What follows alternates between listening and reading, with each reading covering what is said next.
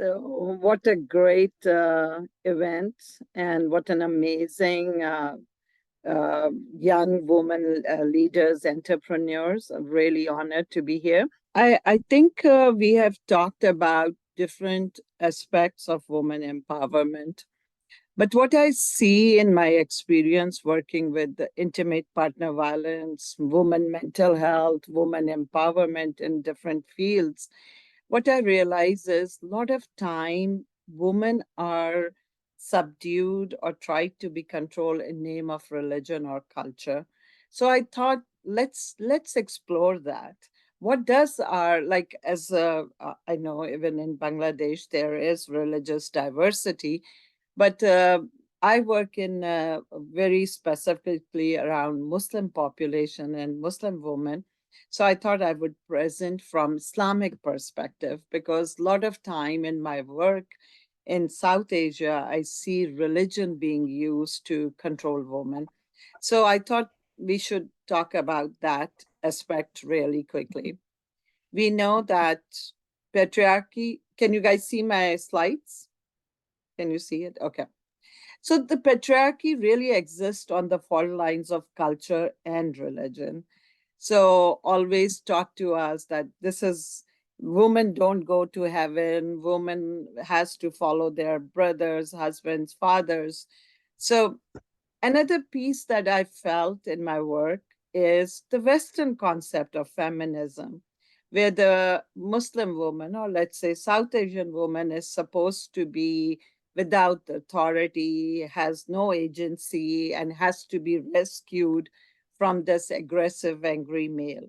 So I think we are caught between the two. One side, we feel like in name of religion and culture, we are being subdued. But then when we go towards white feminism, that also actually is disempowering the Muslim or the South Asian woman. So it's very interesting that in Islam, the words used most to describe God, the highest and most exalted being in existence, are intrinsically feminine. So we know, we say, what is the biggest quality that we think of God, right? Ar-Rahman, Ar-Rahim, Rahmatul Alameen, right? But what is the word Rahma literally? The origin of Rahma means womb, the uterus, right? So the word is deeply associated with femininity, motherhood, and quite literally, woman body, right? So if God is the creator, who was given the power to create? So if God is omnipotent and is all powerful and merciful, but who is he giving this power to create is the woman. So I feel like woman, instead of being silent, should be salient, should be the main purpose. I feel that the woman was given this power to, and woman is the center of the world, and rest was created to support this power of creation. But in order for woman to create, woman was given a certain type of body, was given certain hormones, certain emotional capabilities, that then that made it possible for one person to create another life. So it's a very powerful process. But what happens is this whole process of going through these hormonal changes make you vulnerable, but you were supposed to be vulnerable. How else would you carry a life and take care of it? So to me, that's so powerful and life-changing narrative. But then we see that every time when God is addressing, or in Quranic verses, what we see is men and women are addressed equally. Both are like the same kind of discipline, same kind of respect, same kind of accessibility to education.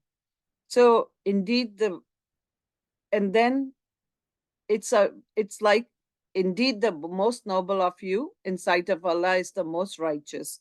It doesn't say you have to be a man to be righteous or women have to work extra to be righteous. To whoever, male or female, does good deeds and has faith, we shall give a good life and reward accordingly.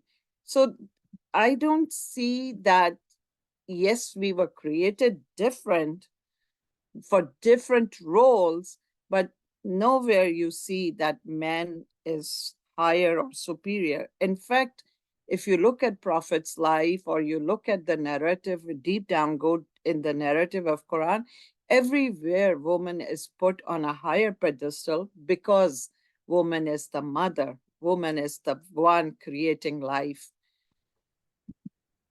So Prophet Muhammad Sallallahu Alaihi Wasallam is saying that knowledge is should be accessible, like you all talked about empowerment through education, says that both should have education, but also says heaven lies under the feet of your mother. And we see that his wife, Waraka, was appointed imam. So she was leading prayers. Then we see who is the first Muslim after Prophet, who's the first one who says that I witnessed to your prophethood. It could have been a good friend or son or another man, but it was who was chosen was the woman, Khatija. And we also are impressed that Khatija is an entrepreneur. She's older, she's a widower, but we never see in life of Prophet telling Khatija that now that you are married, I'm going to run your business, you sit at home. And throughout life, Khatija maintained her entrepreneurship and continued to support Islam through her business. We also know that women prayed in mosques unsegregated from men. They were involved in hadith transmission. They worked through the wartime, giving sanctuary to men, engaged in commercial transactions, and it was a very open society. So interesting to me that Islam recognized woman's personhood as soon as the child is born. And what we see in Western cultures, that the Constitution had to be passed to give a personhood to a woman. We all know that how infant genocide for female was discouraged and stopped. We also know that what is now being distorted in name of Islam, this honor killing or female genital mutilation, these predate Islam. It has nothing to do with religion. Women were voting long before the Western countries allowed it. But this is very powerful. I just want to read through this. This is around divorce and marriage. Woman is free to require her husband to sign a prenuptial agreement. Just imagine how powerful. The prenup not only include any money she will receive in the event of a divorce, but also contains Islamic rights she wishes to enforce for herself. So she has the autonomy to decide what level of religion and practices she would adopt. She has the right to divorce, right to keep custody of her children, right to continue her education, right to work, right to wear a head covering or not, the right to be the one and only wife. So the woman has the right to be the only wife. How misconstrued and distorted our training and education has been. She can forbid her husband to take any other wife while he is married to her. So this is from Islamic legislation that I took the pieces out. Now, the Surah Nisa that we always talk about, that supposedly is used, that gave the power to men to beat women if they are not following them. First of all, the only time Surah Nisa is implied is if the woman is kind of engaged in adultery or bringing a bad name to the husband's family or husband's name. So somehow the honor is being compromised. not just like, oh, you didn't cook the food right and I'm going to hit you. I want to really go through this, that Surah Nisa say men are the protectors and maintainers of women. Again, if woman is producing and creating life, then men's role was to nurture her, to support her, not control her. There's a difference. So be protectors, be nurturers, not controllers. Because Allah has given the one more strength than, so one was given hormones and softness and tenderness because she's creating life. And the other is given strength to protect and support her through this process. Therefore, the righteous women are devoutly obedient and guard in the husband's absence what Allah would have them guard. As to those women on whose part you fear disloyalty and ill conduct, admonish them first, like by mouth, tell them to stop. Next, refuse to share their beds, and then lastly strike them lightly. If they are to return to obedience, then don't, like, not against them means of annoyance for Allah most highly. So this is open to interpretation. So first of all, you are supposed to talk, then separate yourself, because you are the one with strength. But even if you are the one with strength and other is the vulnerable, when you strike, it's like with the feather on the back of their feet, but it is more symbolic.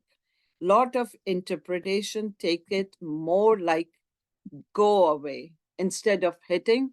The Arabic is open to interpretation to like turn your face away, go away, walk away, disengage from the person. And it might not even mean to hit, and especially not to leave bruises or. So I was looking at the numbers again, the work in Pakistan. 50,000 women are maimed or become disabled because of the intimate partner violence every year. So that is not Islam. That was not allowed. That was prohibited.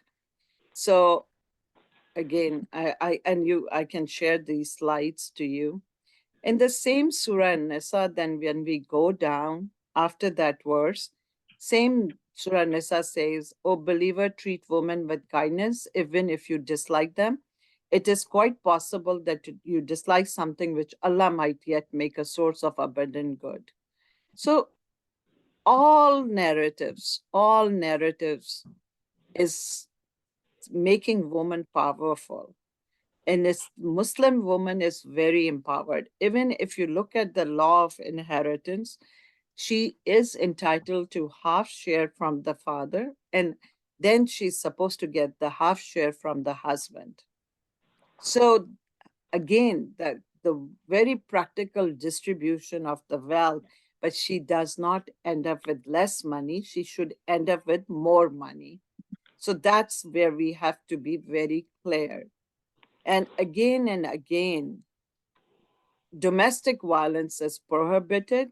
It is taken in the under the concept of haram, or sorry, under the concept of harm, darar in the Islamic law. Husband's failure to provide obligatory financial support for his wife, uh, or a long absence of husband from home, husband's inability to fulfill his wife's needs, sexual needs, emotional, physical needs, or any mistreatment of even wife's family members. Do you know the wife has the right to file a case against the husband if all her needs are not being met? So, very, very powerful narrative that we are never taught. We also see Prophet ﷺ always being affectionate to his wife. There's no incidents of him raising his hand on any of his wives. He condemns violence against women by saying how loathsome, ajib is the one that you should hit your wife as a slave and then sleep with her at the end of the day. So you are supposed to always cherish the woman. We know, but that intimate partner violence, women end up dying, being maimed or disabled. But also, we know that from a mental health point of view, it can not only impact the woman that is it being directed towards, but it can affect generations of that come before and after her. So when you hit a mother, you are hitting your future children. Your children, and know this, the kids who see violence at home go on and then hurt others.